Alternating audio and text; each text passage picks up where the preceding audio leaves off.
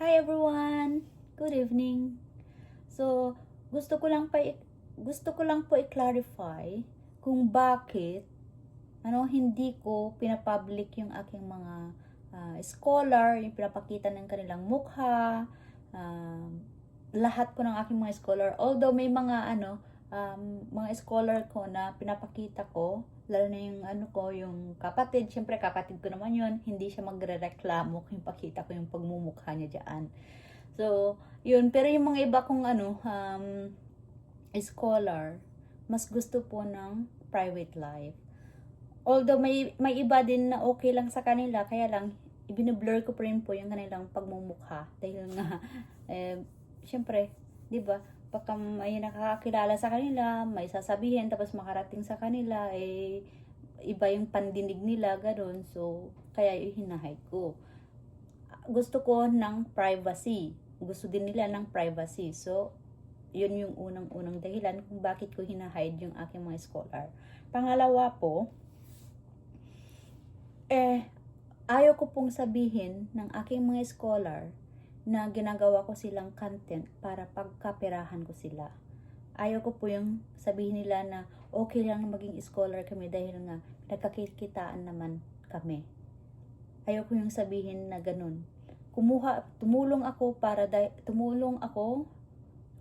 ng scholar dahil galing sa aking kalooban, sa aking puso na gusto kong tulungan sila.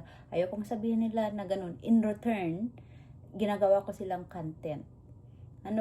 So yun yung i-clarify ko lang yun kung bakit ko hinahide yung identity nila, hindi ko sila pinapublic. Okay lang dun sa kapatid ko kasi naman yun, laging nagpo-post naman yun. So okay lang na makita yung kanyang pagmumukha niya, 'di ba? So pero yung mga iba kong scholar, alam nila yan, nakikita naman nila yung mga yung post ko syempre. Nakasuporta naman po sila sa akin. Nakikita ko naman na nakasuporta sila. Pero ayun lang, hindi ko sila ipapublic kasi madidistract po yung kanilang pag-aaral, lalo na yung mga mahiyain, 'di ba? Lalo na pag makakarinig sila ng ng negative, 'di ba? So, understand na lang po ninyo na akala ko ba kasi may nag-comment din na bakit hindi ko sila pinapublic. 'Di ba? Yun yung reason kung bakit ayaw kong sabihin na pinagkakaperahan ko sila. Gusto din ng mga scholars natin na private life. And naintindihan ko kasi ganun din ako noon. Gusto ko ng private. Hindi ako mahihain din ako noon. Sabi ko sa inyo nung nag-public na ako, naging content creator, nawala na po yung aking pagkamahiyain. Kasi dito sa buhay content creator, kung mahihain ka, wag ka na lang mag-content creator dahil walang pumapansin sa'yo kung mahihain ka. Pag content creator ka, talagang makapal na yung pagmumukha mo dito. Wala ka nang hiya-hiya. Pero although mahihain pa rin, kaya nga hindi ako makatodo. Kasi syempre, ang daming kamag-anak na nanonood. O, 'di ba? Pati yung family side ng asawa ko, nakikita nila. Syempre, hindi ako makapagtodo na parang walang hiyang content na ganun ba. So, ayun nga po. Kaya, pag sinasabi nilang scammer, ano yung scammer? Paano naging scammer? Totoo naman to. Alam nila yung tinutulungan ko. Alam nila na totoo. At saka yung nakakakilala sa akin, alam nila na totoo. Yung mga, iba, bago lang, siyempre sasabihin, pero hindi naman ako na-hurt doon. Kasi nga, siyempre, bago sila at hindi nila alam yung totoo. Ganun talaga siguro yung tao na makitid ang utak. Meron at meron silang sasabihin. Para masaktan ka lang, parang ganun. O, di ba doon sila nagwagi ng kanilang adhikain or kanilang yung gusto na iparating sa'yo. Pag sinabi sila ng negative comment at na-hurt ka, nagwagi sila, di ba? Kaya okay lang na pag mag-negative comment sila, just tawanan ko na lang at saka yun, yung hayaan na lang sila. Dagdag din yun, viewers, di ba? So, anyway, yun yung dahilan ko kung bakit hindi ko pinapublic ang aking mga scholars. Ayoko pong sabihin nila pinagpipirahan, ganun. Ang main purpose ko po sa pag-vlog is pinapakita ko po kung ano yung family namin, daily activities, yung ginagawa namin. Tapos meron din parang nabasa ko na yung pinapakita ko daw is pagyayabang. How naging pagyayabang yun is wala naman, kung ano lang naman yung pinopost ko, yung nagluluto-luto ako, yabang na ba yun? Lahat naman tayo nagluluto-luto, wala namang yun. Hindi, yun na naman, hindi talaga mawawala sa isang tao yung ganun, yung hindi sila maging masaya kung ano yung ginagawa ng kapwa nila, lalo na kung sila ay nakikitang umaangat. Yun, hanapan talaga ng butas para magiging yung mahihilain ka pa baba. Hindi nawawala yun sa sa pag-iisip ng kapwa nating Pinoy. So I understand that kasi nasa nakadikit na yun sa kanilang katawan. So it's okay, diba?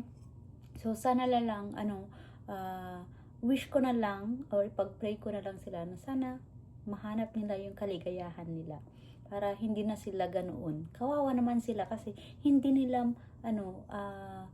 mahanap yung kasiyahan kung ganun yung kanilang kalooban, 'di ba? Yung kalooban na yung ganun yung lagi nilang iniisip na hindi nila makita yung yung saya sa isang tao na nakikita nilang umuunlad, 'di ba? Ganun.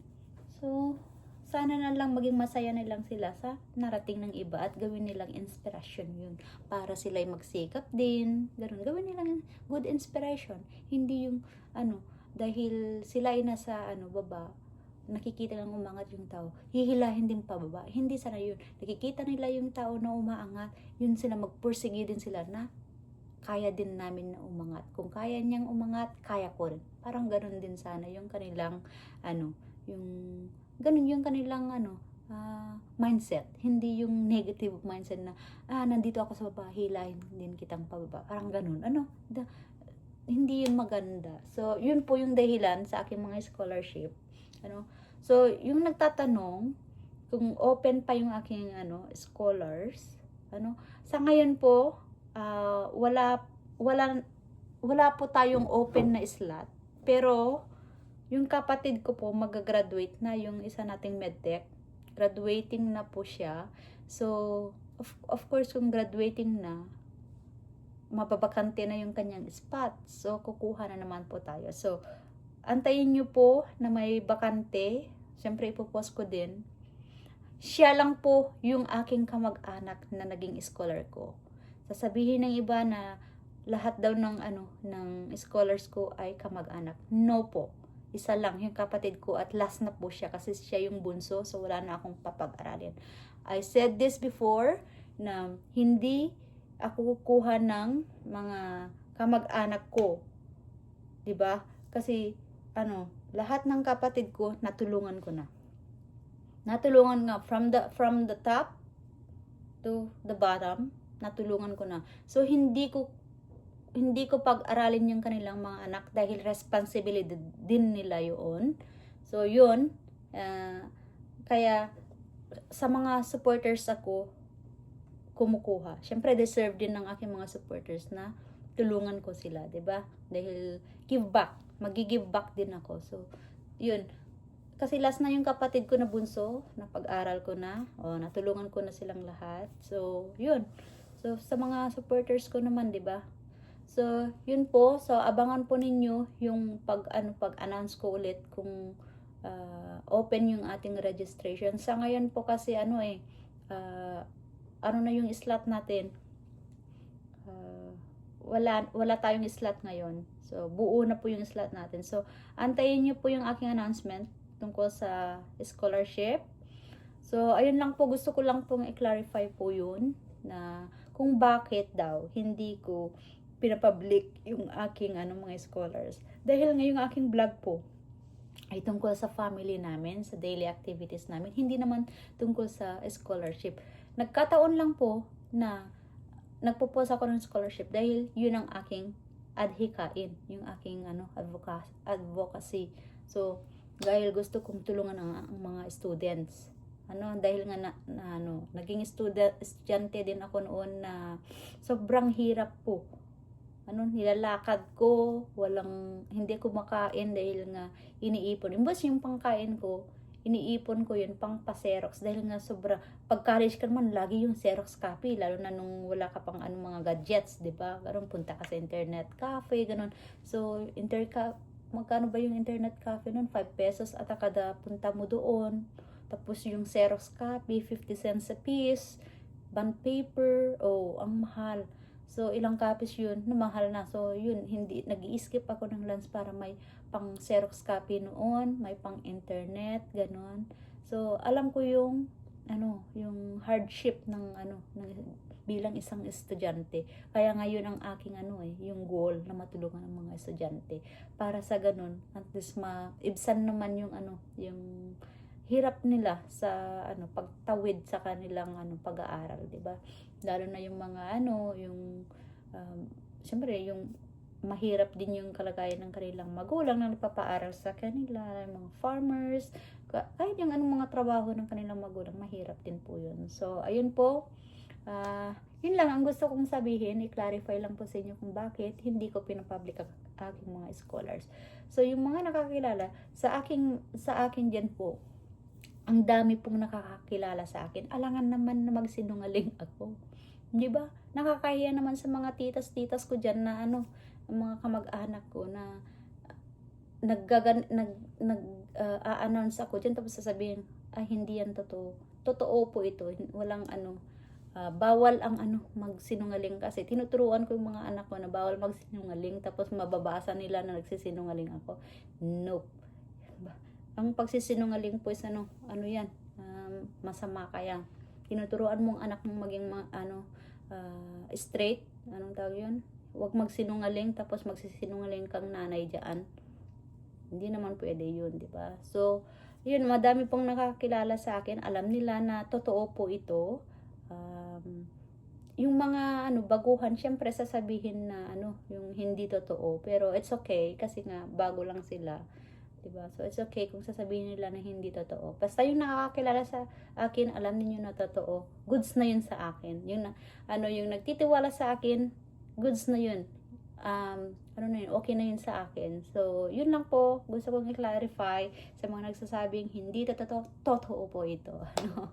So, yun lang po kung bakit hindi ko sila pinapublic. So, pasensya po sa mga nag-a-ask kung saan yung registration. Yung registration po natin tapos na po. Meron na pong nakakuha sa slot. So, antayin lang po ninyo yung yung another announcement natin. Kasi kahit po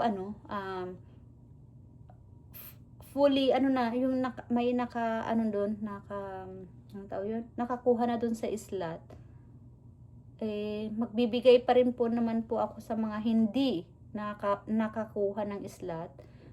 Antayin nyo lang po, nakikita ko naman kayo kung nakasuporta kayo, 'di ba? Lalo na yung mga estudyante kung nakasuporta, nakikita ko kayo, kaya magbibigay naman to. Antayin nyo lang kasi namimigay din ako ng ng pa-GCash, ganun, lalo na sa mga estudyante, pag nakikita ko. So abangan nyo lang po yung aking mga announcement yan. So that's all po.